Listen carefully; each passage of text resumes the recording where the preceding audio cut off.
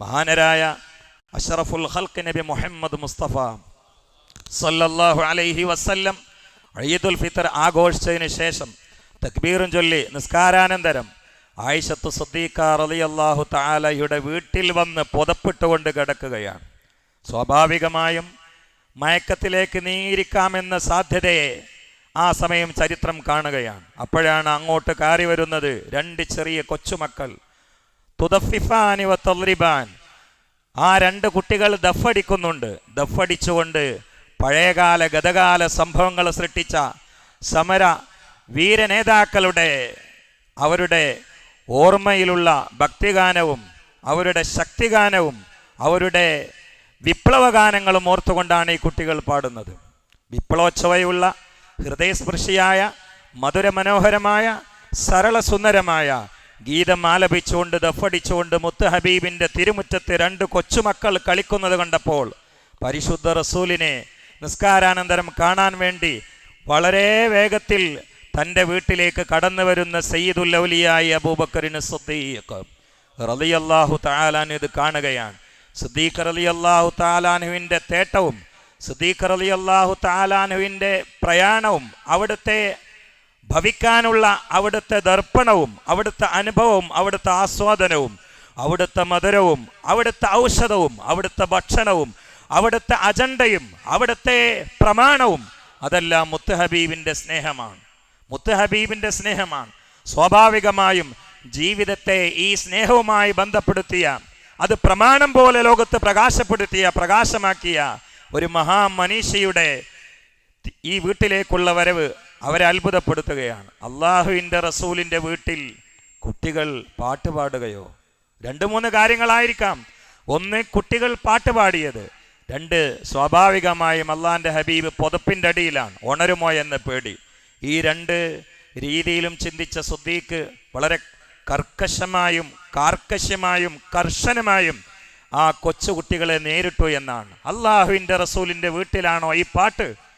നിങ്ങൾ പോ എന്ന് പറഞ്ഞുകൊണ്ട് ആ കുട്ടികൾക്ക് നേരെ തിരിഞ്ഞ മഹാനരായ നിഴലില്ലാത്ത പുണ്യനബിയുടെ നിഴലായ പുണ്യനബിയുടെ വലങ്കയായ റസൂലുള്ളാഹിന്റെ സർവസ്വമായ സയ്യിദുൽ ഔലിയായ അബൂബക്കർ സിദ്ദീഖ് റളിയല്ലാഹു തആല അൻഹുവിനെ നോക്കിയിട്ട് സിദ്ദീഖ് റളിയല്ലാഹു തആല അൻഹുവിനോട് മുത്ത് ഹബീബ് പറഞ്ഞു, ദഅഹുമായ അബൂബക്കർ ഫഇന്ന ലിഖൗമിൻ ഐദൻ ഹാദാ ഐദുനാ മുഹമ്മദ് മുസ്തഫ.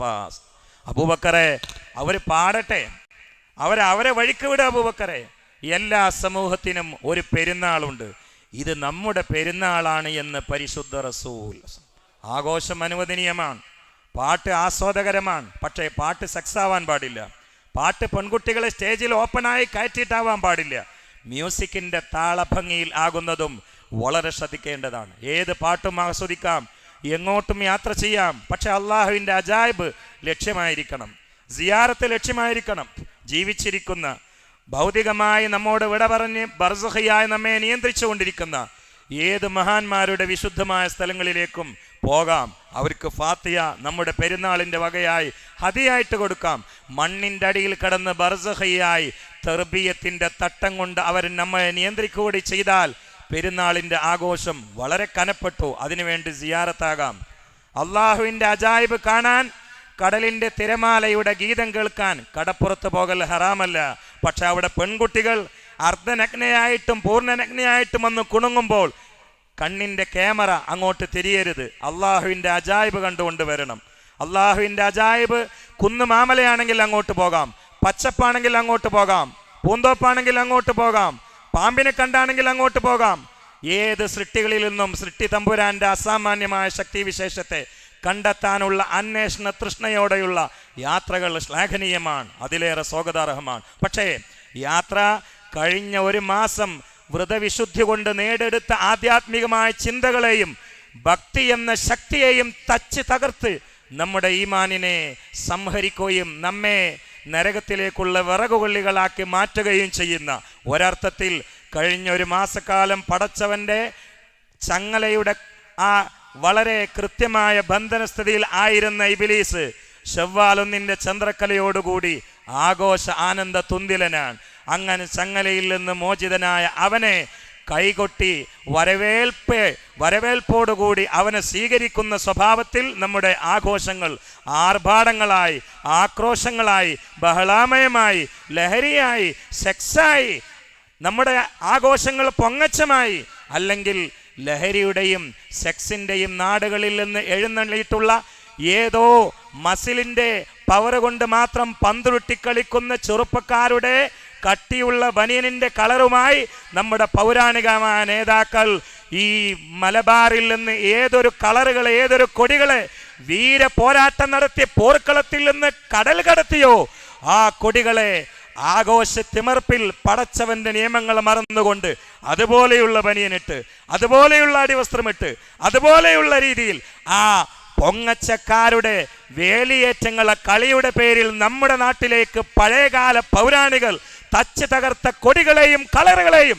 നെഞ്ചിലേറ്റുന്ന കുഞ്ഞാലി മരക്കാരുടെ വീരാതിഹാസം മുഴങ്ങുന്ന പ്രിയപ്പെട്ട നാട്ടിലെ പ്രിയപ്പെട്ട ചെറുപ്പക്കാരെ, നമ്മൾ തയ്യാറാകരുത്.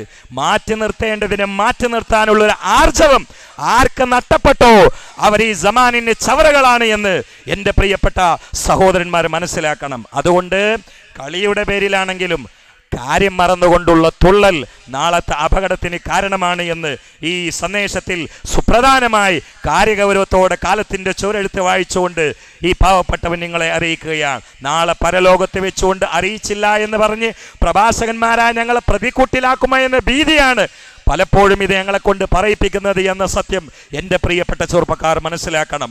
അതുകൊണ്ട് ആഘോഷം തിമിർപ്പിൽ നടത്തുകൊണ്ടിരിക്കുകയാണ്, ബളബളായ മാനത്തിൽ പന്ത് ഉയർന്നുകൊണ്ടിരിക്കുകയാണ്, പൊടി പാറിക്കൊണ്ടിരിക്കുകയാണ്. പക്ഷെ ഇതിൻ്റെയൊക്കെ പിറകിലുള്ള ചരിത്രവും ഇതിൻ്റെയൊക്കെ ലക്ഷ്യം പഠിച്ചാൽ മുത്തുനബിയുടെ ഒരംശം പോലും സ്നേഹം ഹൃദയത്തിൻ്റെ അടിത്തട്ടിൽ അറിയാതെ അടിഞ്ഞുകൂടിയിട്ടുണ്ടെങ്കിൽ അവർക്കൊരിക്കലും കഴിയില്ല. അതുകൊണ്ട് ആവശ്യമില്ലാത്ത കളികളിൽ നിന്നും, ആവശ്യമില്ലാത്ത ആനന്ദങ്ങളിൽ നിന്നും, അനാശാസ്യമായിട്ടുള്ള ആർപ്പ് വിളികളിൽ നിന്നും രക്ഷപ്പെടാൻ കഴിഞ്ഞ 30 ദിവസങ്ങളിലെ ദിനരാത്രങ്ങളിൽ നാം അനുഷ്ഠിച്ച ആത്മനിഷ്ഠ നമ്മെ സഹായിച്ചില്ലെങ്കിൽ ഇതെല്ലാം വ്യർത്ഥമാണ് എന്ന് നാം മനസ്സിലാക്കണം.